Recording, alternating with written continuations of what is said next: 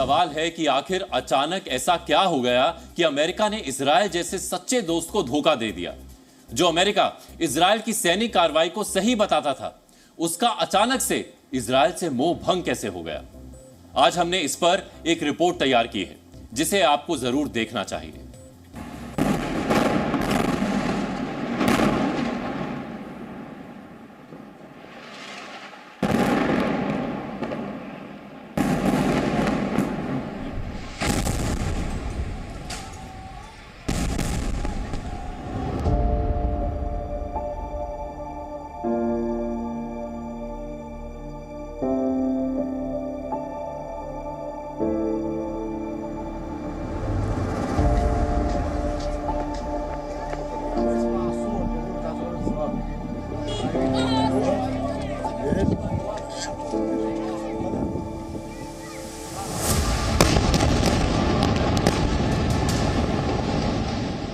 Israel ने Gaza पर हवाई हमले किए, अमेरिका ने हमलों को जायज बनाया।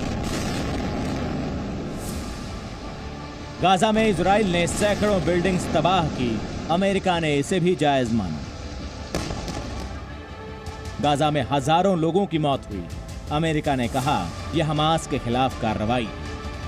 अमेरिकी राष्ट्रपति जो बाइडेन ने इजराइल में 7 अक्टूबर के आतंकी हमले की तुलना 9/11 से की थी।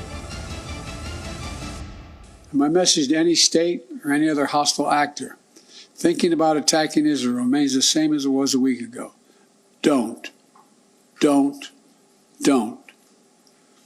Since this terrorist attack took place, we've seen it described as Israel's 9/11. But for a nation the size of Israel, it was like 15 9/11s.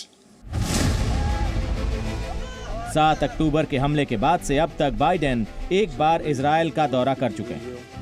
Netanyahu से मुलाकात भी की, लेकिन इजराइल को लेकर 5 महीने में बाइडेन के विचार और व्यवहार सब बदल गए।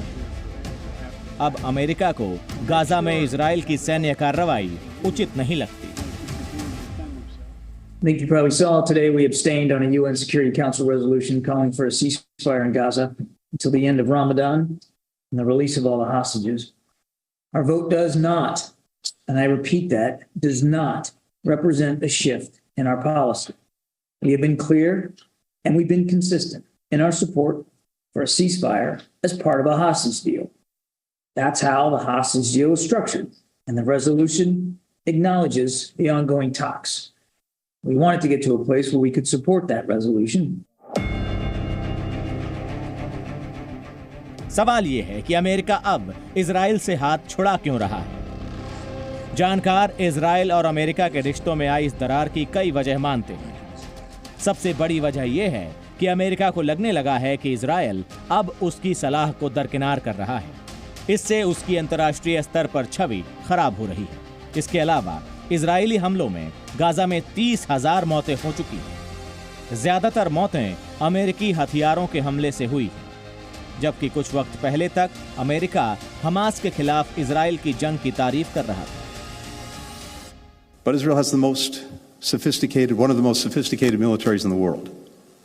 It is capable of neutralizing the threat posed by Hamas while minimizing harm to innocent men, women, and children. And it has an obligation to do so. Israel की कार्रवाई का समर्थन करने वाला अमेरिका अब चाहता है कि इजराइल गाजा में हमलों को बंद कर दे, क्योंकि इससे गाजा के आम लोगों को नुकसान पहुंच रहा है। इसके पीछे एक वजह घरेलू दबाव है। दरअसल इसी महीने अमेरिका की प्यू रिसर्च ने अमेरिका में इजराइल हमास युद्ध को लेकर एक सर्वे किया, जिससे पता चलता है कि कैसे अमेरिकी नागरिक इस युद्ध को लेकर पूरी तरह बंटे हुए हैं। अमेरिका के 38% लोगों का मानना था कि इजराइल के युद्ध लड़ने का तरीका सही है।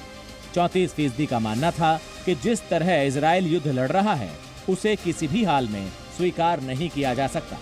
वहीं 22% लोग ऐसे थे जिन्होंने सर्वे में कोई ओपिनियन नहीं दी। इसी वर्ष नवंबर में अमेरिकी राष्ट्रपति के चुनाव होने, ऐसे में बाइडेन को दोनों वर्गों को अपने पक्ष में रखना मजबूरी है। इसीलिए जानकार मानते हैं कि इजराइल गाजा युद्ध को लेकर बाइडेन बैलेंस बनाना चाहते हैं। इसीलिए बाइडेन के सुर वक्त के साथ बदलते जा रहे हैं। More than 1,000 civilians slaughtered not just killed, slaughtered in Israel. Among them, at least 14 American citizens killed. We must be crystal clear. We stand with Israel. We stand with Israel. And we will make sure Israel has what it needs to take care of its citizens, defend itself, and respond to this attack. President Biden, do you want Israel to scale back its assault on Gaza by the end of the year? Do you want them to tone it down, move to a lower intensity phase? I want them to be focused on how to save civilian lives, not stop going after Hamas, but be more careful. Israel America का करीबी सहयोगी है, लेकिन middle east के कई मुस्लिम देश भी America के मिलिट्री पार्टनर हैं। इनमें सऊदी अरब, कतर, जॉर्डन और यूएई जैसे देश शामिल हैं। यहां अमेरिका के सैन्य अड्डे भी हैं। अमेरिका इन देशों को भी नाराज नहीं करना चाहता। यही वजह है कि एक तरफ अमेरिका इजराइल की सैन्य मदद कर रहा है, तो दूसरी तरफ उससे दूरी बना रहा है। ब्यूरो रिपोर्ट, जी मीडिया। हमारी ये रिपोर्ट देखकर आप समझ गए होंगे कि अमेरिका किस तरह से डबल स्टैंडर्ड अपनाता है, यानी उसे सिर्फ अपना फायदा ही दिखता है, और जहां उसे लगता है कि उसे कोई फायदा नहीं है, वहां अमेरिका रास्ता बदल लेता है। अमेरिका के डबल स्टैंडर्ड का इतिहास बहुत पुराना है। ठीक उसी तरह से इजराइल का भी कभी नहीं झुकने का इतिहास रहा है। इजराइल अपने हर मिशन को पूरा करके ही दम लेता है, और दुनिया ने ऐसा पहले होते हुए देखा भी है। हमास के खिलाफ चल रही जंग को लेकर भी उसका फुल एंड फाइनल का इरादा है। ऐसे में इजराइल इस प्रस्ताव को मानेगा, इसकी संभावना ना के बराबर है। अगर इजराइल इस प्रस्ताव को मानता है तो उस पर ही सवालिया निशान लग जाएगा, जो बेंजामिन नेतन्याहू कभी नहीं चाहेंगे। आपको याद होगा, हमास आतंकियों ने कई देशों के नागरिकों को बंधक बना लिया था, जिसमें अमेरिका के नागरिक भी शामिल थे। लेकिन जब से अमेरिका के नागरिकों को हमास ने छोड़ा है, तब से अमेरिका के सुर बदले हुए हैं। इसीलिए अब वो यूएनएससी में भी अपने दोस्त का हाथ छोड़कर खड़ा हो गया है।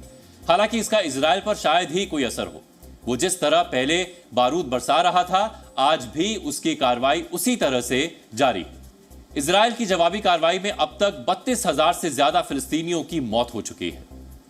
74,000 से ज्यादा फिलिस्तीनी लोग घायल हुए हैं।